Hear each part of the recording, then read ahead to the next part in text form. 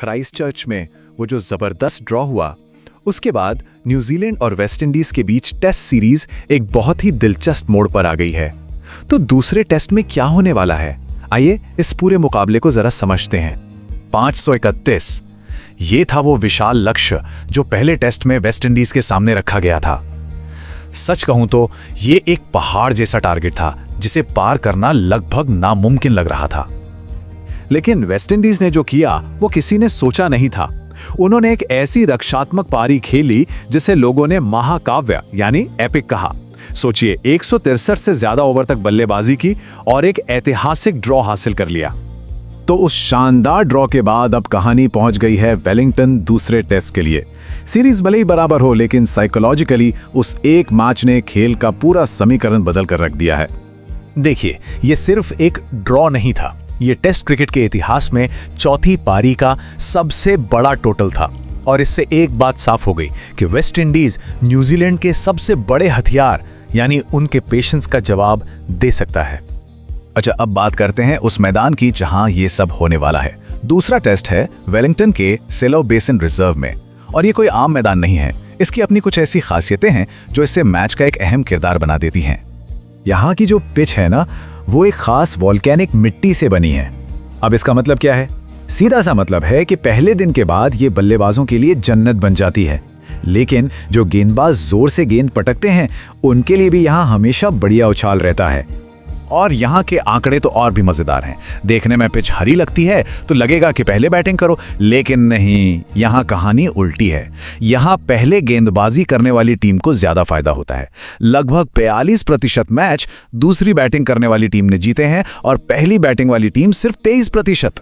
मतलब साफ है, कप्तान टॉस जीतकर पहले गेंदबाजी करना पसंद करते हैं। और अगर पिच काफी नहीं थी तो फिर है वेलिंगटन की मशहूर हवा।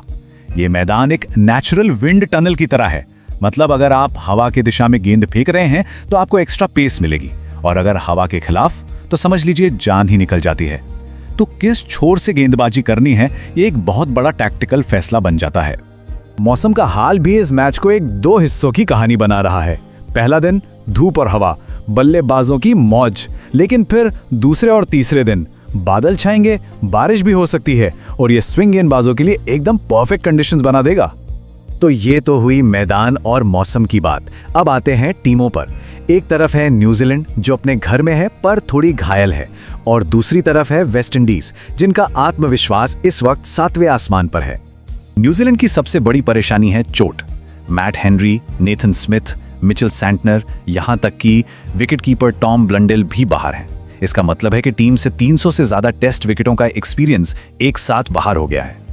तो इसका सीधा सा मतलब यह है कि न्यूजीलैंड एक तरह से अपनी बी टीम बॉलिंग अटैक के साथ मैदान में उतर रहा है।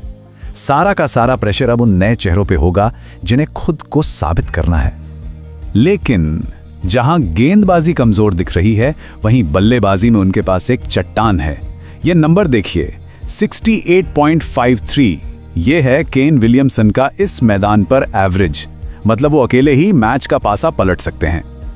अब बात करते हैं वेस्ट इंडीज की। उनके लिए जो क्राइस्टचर्च में हुआ वो सिर्फ एक ड्रॉ नहीं था, वो एक बहुत बड़ी मॉरल विक्ट्री थी। एक ऐसी जीत जिसने टीम में ये यकीन भर दिया है कि हाँ, हम न्यूजीलैंड को उसी के घर में हरा सकते हैं। और इस यकीन के पीछे थे पहले टेस्ट के ये हीरो। जस्टिन ग्रेव्स की वो marathon double century, Shai Hope की वो कमाल की दूसरी पारी, और केमार रोच नंबर 9 पर आकर उन्होंने जो लड़ाई लड़ी वो तो अनबिलीवेबल थी। इन सब ने न्यूजीलैंड के गेंदबाजों को सिर्फ थकाया नहीं बल्कि मेंटली भी तोड़ दिया था। तो चलिए अब बात करते हैं उनकी बैटल्स की, उन डुएल्स की जो इस मैच का नतीजा तय कर सकते हैं। ये मैदान पर एक तरह की शतरंज की बाजी होने वाली है। पहला और सबसे बड़ा मुकाबला केन विलियमसन बनाम केमार रोच। विलियमसन जो गेंद को बहुत लेट खेलते हैं, और रोच जो हवा का फायदा उठाकर गेंद को अंदर लाने में माहिर हैं, खासकर विलियमसन के पैड्स पर। याद रखिए, पहले टेस्ट में रोच ने ही उन्हें आउट किया था। दूसरा दिलचस्प मुकाबला है टॉम लैथम और जेडन सील्स का। लैथम का ऑफ स्टंप के बाहर का जजमेंट कमाल का है, लेकिन सब जानते हैं कि शॉर्ट बॉल पर वो फंसते हैं। और वेस्टइंडीज के पास हैं जेडन सील्स जो अपनी रफ्तार से हवा वाले छोर से सीधा लैथम की पसलियों पर हमला करेंगे। और तीसरा की बैटल, ये है न्यूजीलैंड के नए गेंदबाजी लीडर जेकब डफी और वेस्टइंडीज के कॉन्फिडेंट टॉप ऑर्डर के बीच। देखिए, अगर डफी को हवा में स्विंग मिली तो वो बहुत खतरनाक हो सकते हैं, लेकिन अगर पिच ने मदद नहीं की तो शाय होप जैसे इनफॉर्म बल्लेबाज उन्हें बिल्कुल भी बख्शेंगे नहीं। तो इन सब मैचअप्स को और इन सारी कंडीशंस को देखने के बाद सवाल एक ही बचता है, क्या न्यूजीलैंड का ये किला बेसिन रिजर्व इस बार भी अभेद्य रहेगा? तो इस मैच की कहानी असल में यही है। एक तरफ है न्यूजीलैंड की वर्ल्ड क्लास बैटिंग और होम एडवांटेज, तो दूसरी तरफ है वेस्टइंडीज का नया नया आत्मविश्वास और एक सधा हुआ बॉलिंग अटैक। मतलब मुकाबला एकदम कांटे का है। तो सवाल यही है, क्या न्यूजीलैंड का किला अपनी साख बचा पाएगा या इस बार रेजिलियंस की यानी जुझारूपन की जीत होगी? खैर, नतीजा चाहे जो भी हो, एक बात तो तय है, एक शानदार टेस्ट मैच देखने को मिलने वाला है।